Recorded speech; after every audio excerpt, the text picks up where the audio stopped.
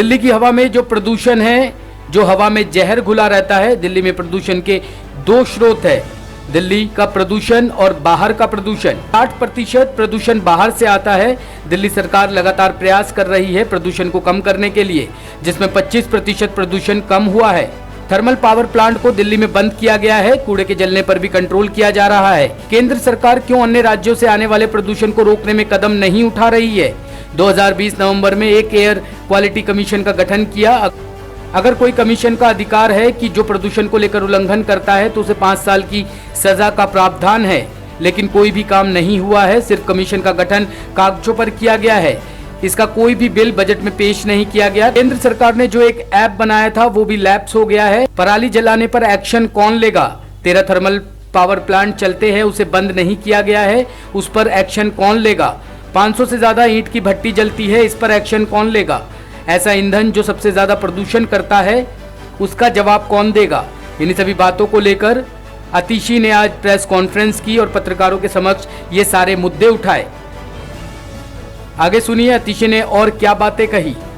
कुछ महीने पहले मैंने ही प्रेस कॉन्फ्रेंस करके बताया था कि जब हमने एयर क्वालिटी कमीशन से संपर्क करने की कोशिश की, मिनिस्ट्री ऑफ एनवायरनमेंट गए, तो पता चला कि कमीशन का गठन होने के 2-3 महीने बाद तक कमीशन को एक ऑफिस भी नहीं मिला था, एक कमरा भी नहीं मिला था, एक स्टाफ भी नहीं मिला था।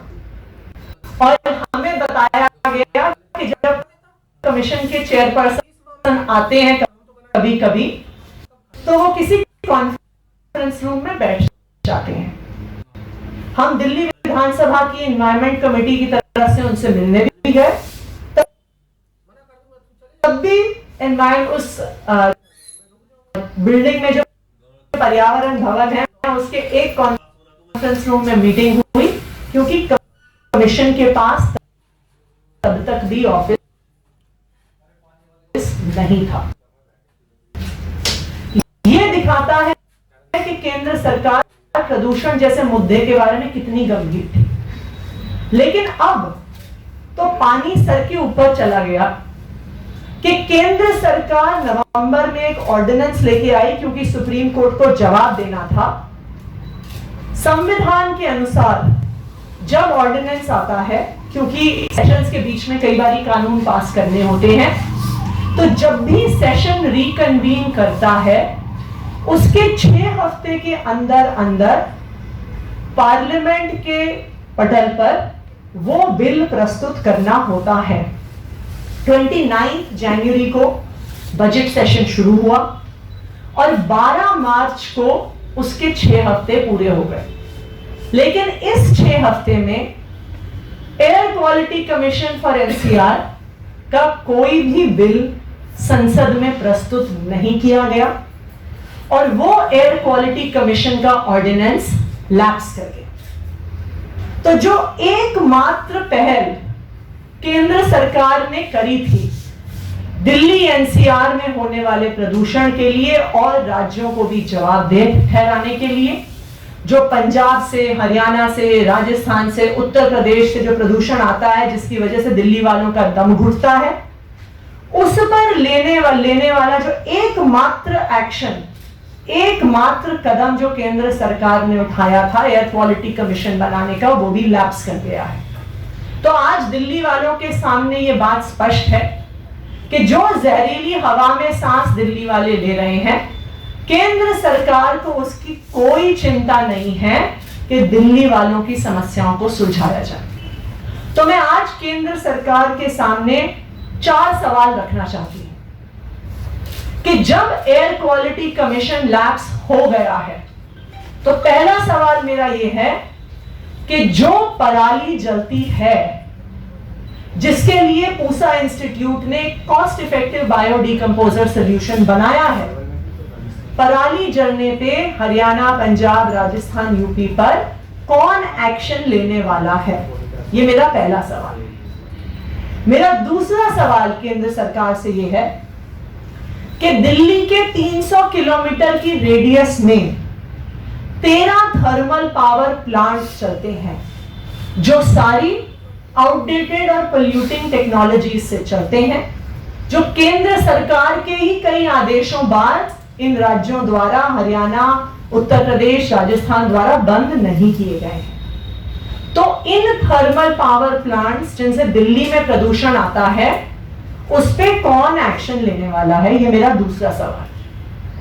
मेरा तीसरा सवाल केंद्र सरकार से, दिल्ली एनसीआर में, इनफैक्ट दिल्ली के बाहर ही 5000 से ज्यादा ईंट की भट्टियां हैं, जो भी हाईली पोल्यूटिंग, जो अभी भी पुरानी टेक्नोलॉजी से पोल्यूटिंग फ्यूल से चलती हैं।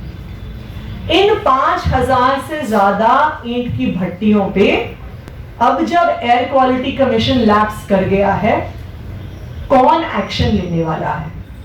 और मेरा चौथा सवाल यह है कि हरियाणा में, पंजाब में, राजस्थान में, उत्तर प्रदेश में, इन चारों स्टेट्स में जो सारी इंडस्ट्रीज हैं, वो पेट कोक, जो दुनिया का सबसे पोल्यूटिंग फ्यूल माना जाता है, ऐसा ईंधन जो सबसे ज्यादा प्रदूषण करता है, इन चारों राज्यों में जो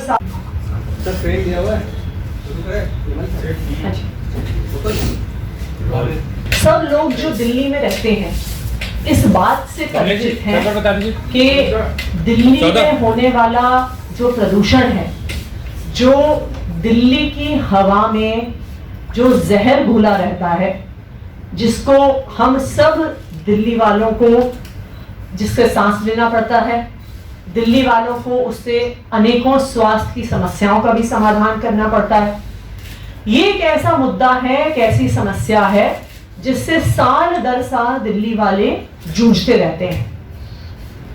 अगर आप दिल्ली में प्रदूषण को समझने जाइए तो यह समझ में आता है कि दिल्ली के प्रदूषण के दो स्रोत हैं।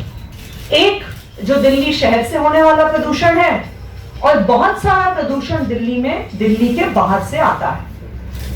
टेरी की 2 साल पहले की एक रिपोर्ट भी ये बताती है कि 60% से ज्यादा जो दिल्ली में होने वाला प्रदूषण है वो दिल्ली के बाहर से आ रहा है। इसकी चर्चा भी हम कई सालों से कर रहे हैं, खास करके अक्टूबर नवंबर के महीने में जब से पराली पंजाब हरियाणा में जलनी शुरू होती है तो दिल्ली में लोगों का दम घुटता है और सांस लेना मुश्किल हो जाता है। पिछले कई साल से दिल्ली सरकार तो अपने कई प्रयास कर रही है कि दिल्ली से होने वाले प्रदूषण को हम कम कर सकें, और उसका असर भी हुआ है। Centre for science and environment की रिपोर्ट ने खुद कहा है कि दिल्ली में 25% प्रदूषण कम हुआ है। इसमें कई सारे प्रयास हैं जो दिल्ली सरकार ने किए हैं, चाहे 24 घंटे बिजली देना हो, जिसकी वजह से दिल्ली में जनरेटर्स का धुआं कम हुआ है। दिल्ली में जो सारी इंडस्ट्रीज हैं उनको क्लीन फ्यूल पे शिफ्ट किया गया है। हाल ही में दिल्ली में एक बहुत प्रोग्रेसिव इलेक्ट्रिक व्हीकल्स की पॉलिसी लाई गई है और इलेक्ट्रिक व्हीकल्स पे सब्सिडी दी जा रही है। पूरी दिल्ली में चार्जिंग स्टेशंस बनाए जा रहे हैं। दिल्ली में आने वाले सभी थर्मल पावर प्लांट्स को बंद कर दिया गया है।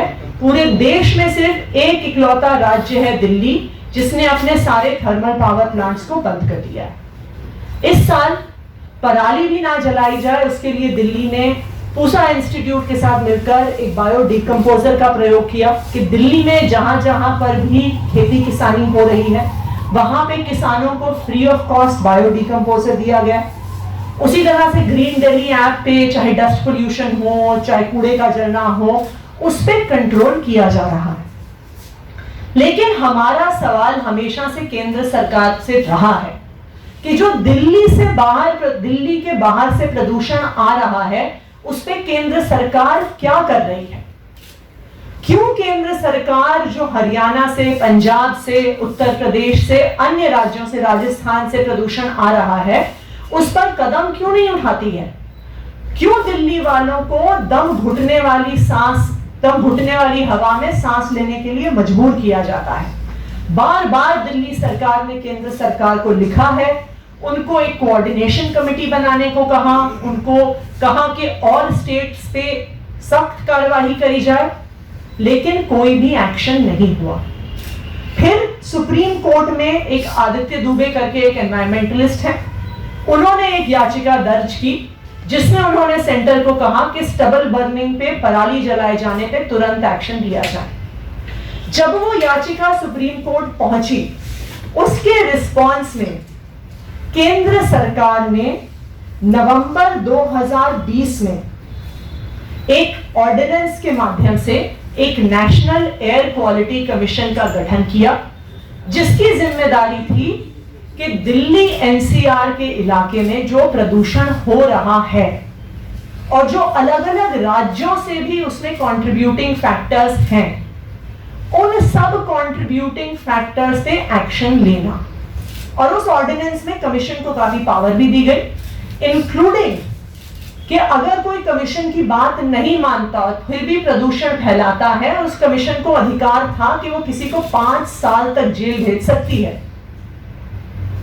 लेकिन कागज पर तो केंद्र सरकार कमीशन लेके आ गई क्योंकि सुप्रीम कोर्ट को जवाब देना था, लेकिन रियलिटी में इस एयर क्वालिटी कमीशन को कभी भी गंभीर टॉप स्टोरी ब्यूरो के लिए दिल्ली से रवि डालमिया की रिपोर्ट।